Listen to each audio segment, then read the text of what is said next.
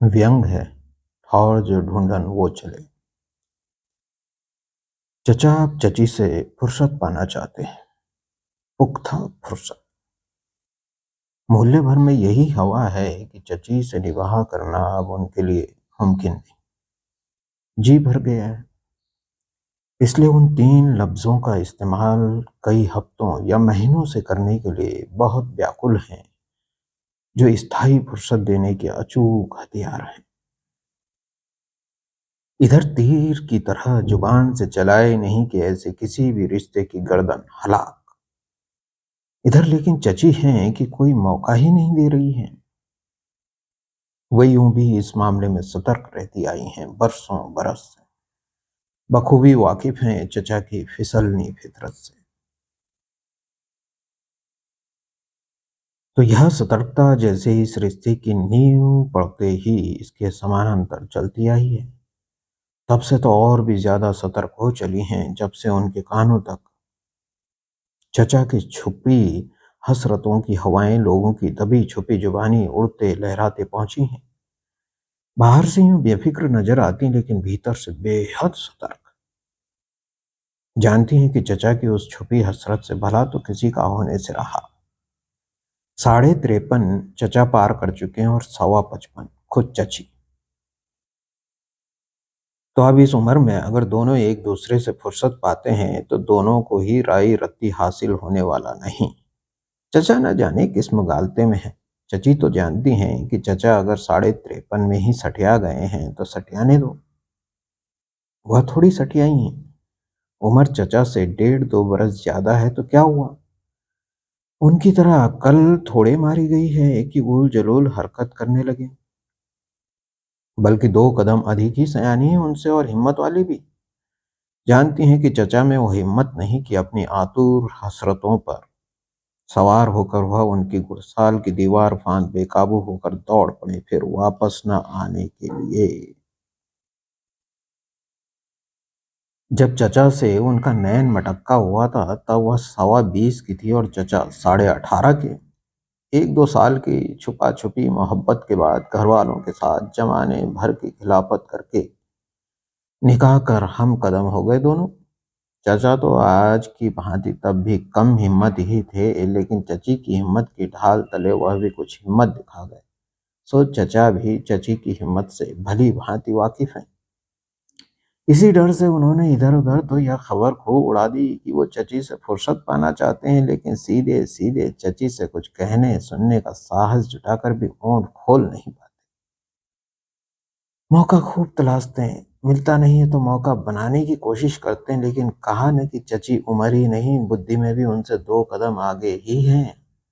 उस हर एक मौके पर जिन्हें चचा बड़ी जुगत से फुर्सत पाने के कुचक्र में रचते हैं, चची साफ बच निकलती हैं।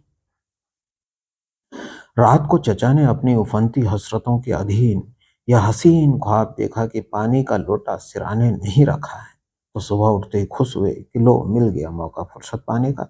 चमक कर बोले, बेगम हमने आपसे कितनी बार कहा कि हम उठें तो हमें पानी का लोटा सिराने नजर आना चाहिए, तो क्यों नहीं रखा। मियाँ भूल हो गई, सो माफ करना, अभी ले आती हूँ, कहकर डरी सहमी चची हड़बड़ाकर रसोई की ओर लपकने को हुई। लेकिन चचा उन्हें रोकते हुए गरज कर बोले, अब कोई जरूरत नहीं, आपसे तो बेगम एक काम भी ठीक से नहीं होता। अरे हमारी तो किस्मत खोटी हो गई जो आप जैसी बेसऊर औरत से पाला पड़ा। लेकिन अब नहीं, अब तो आपसे फुर्सत पानी ही होगी। अब तो त चची ने त सुना ही कि चचा के पैरों पर पड़कर लगी गिड़गिड़ाने, खुदा के लिए ऐसी बिजली न गिराइए। इस उम्र में कहाँ जाऊंगी मैं बदकिस्मत। आपके पैर पड़ती हूँ, हाथ जोड़ती हूँ। क्या 35 बरस की मोहब्बत का अब ये सिला देंगे आप मुझे। नहीं नहीं, ऐसा गजब मत कीजिएगा। चची गुजारिशें करती रही रो रो कर, लेकिन चचा के हाथ तो मौका लग आया था। सो एक न सुने, खुश हुए कि आज तो बच न पाएगी चची। मिल ही गया वो बहाना जिसका इंतजार था। हो ही गई चतुर चालाक चची से चूक।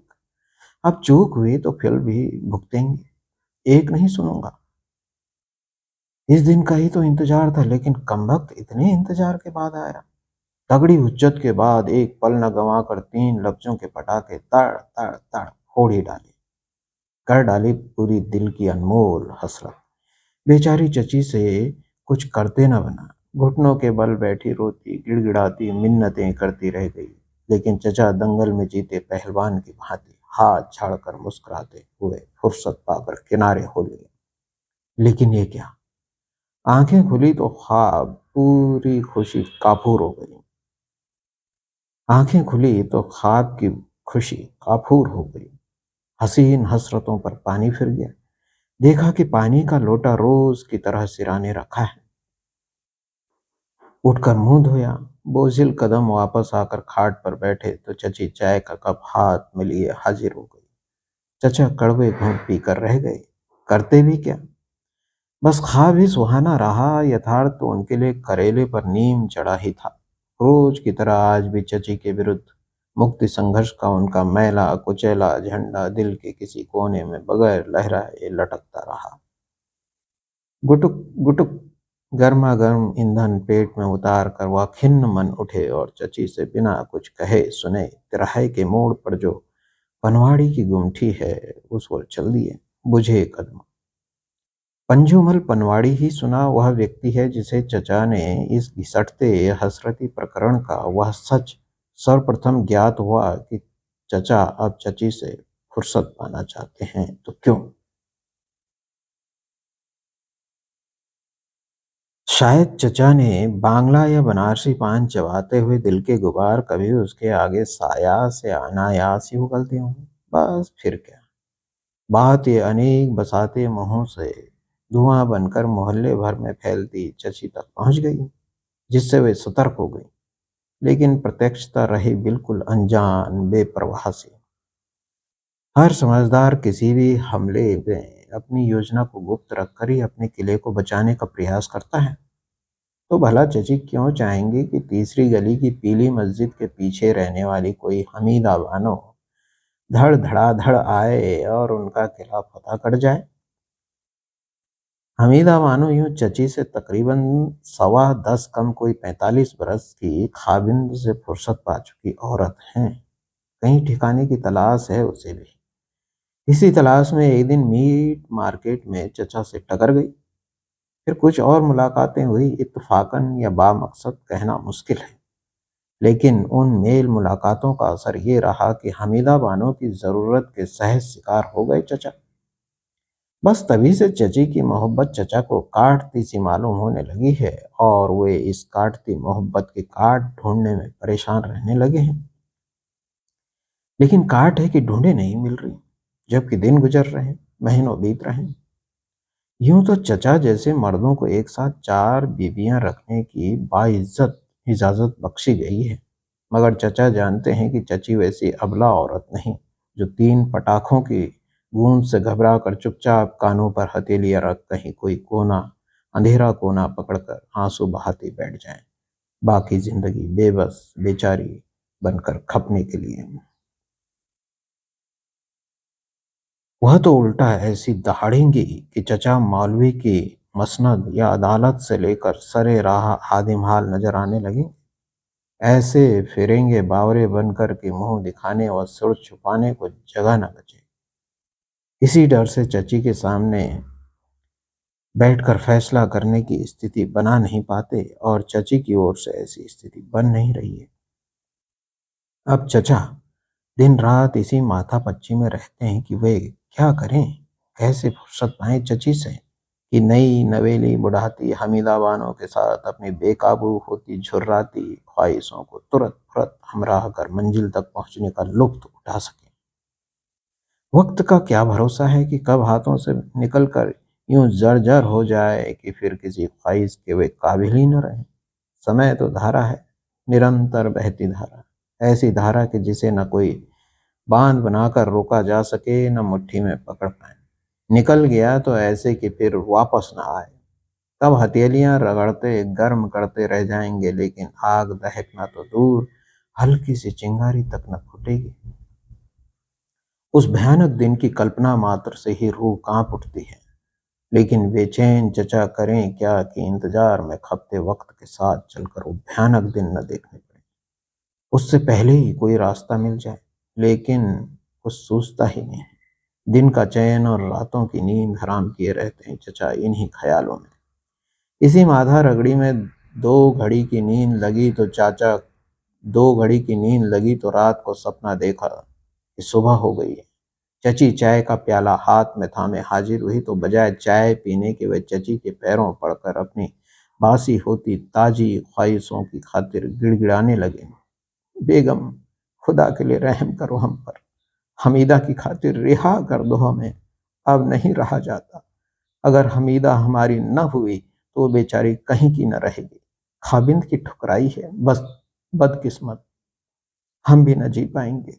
यूं ही तड़पते रहकर दिल के मरीज हो जाएंगे, बिस्तर पकड़ लेंगे।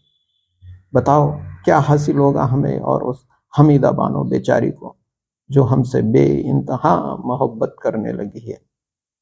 अब तो हमीदा ही हमारी बाकी जिंदगी का सहारा है, ख्वाहिश है, अरमान है, ख्वाब है, हमारी ठौर है। हमें हमारे हसीन ख्वाब से दूर रखकर बेसहारा न रहने दो। मत करो इस जुल्म कि हम अपनी इन हसीन ख्वाहिशों को दिल ही दिल में बिठाए बस जन्नत को निकल जाएं। मोहब्बत में भीगते ये दो दिल अगर यूं जुदा हो गए तो कयामत आ जाएगी बेगम, कयामत। जब नींद खुली, ख्वाब टूटा तो देखा बगल की खाट पर चची खर्राटे भरती उनके दिले दर्द को बढ़ा रही हैं, चिढ़ा रही हैं। देख देख कर उन्हें लगता रहा मानो उनकी तड़पती मोहब्बत मोहब्बत पर चची की यह खर्राटे भरती बेख्याली बिजली की भांति गिर रही हो। लेकिन यह बिजलियां तो कुछ न थी। असली उल्कापात तो चचा पर अगली दोपहर को हुआ। जब पिछले कुछ रोज की तरह अपनी मोहब्बत का पिटारा उड़ेलने वह हमीदा बानो के घर पहुंचे तो देखा कि दरवाजे बंद, ताला पड़ा है, वह भी अलीगढ़ी। इधर गई होंगी मोहतरमा। बेचैन दिल से रहा न गया तो पड़ोसी से पूछ ही डाला। पता चला कि हमीदा बानो तो सुबह सवेरे ही हमीरपुर के किसी हमीद की होकर मोहल्ले तो क्या शहर से ही चली गई हैं। सुनते ही चचा गस खाते खाते बचे, हाथ पैर कांपने लगे। किसी तरह दीवार का सहारा लेकर खुद को संभाला। दिल की धड़कनें न मालूम बढ़ गई या कम हो गई। कुछ देर इसी बेख्याल हाल ही खड़े रहे। फिर जैसे चेतना लौटी तो उल्टे पैरों यूं लौटे घर की ओर मानो किसी मुसाफिर की ट्रेन स्टेशन से छूटने ही वाली हो। खांसते हाँफते हुए घर पहुंचकर सीधे खाट पर बैठी चची के पैरों के पास घुटनों के बल बैठ उनकी गोद में मुंह छुपाकर फपक फपक कर रो पड़े। रोते ही रहे। चची ने जब ओंठों के कोनों भर से मुस्कुराते हुए धीरे से चचा के सिर पर स्नेह से हथेली फेरी तब कहीं उनका रोना कुछ कम हुआ।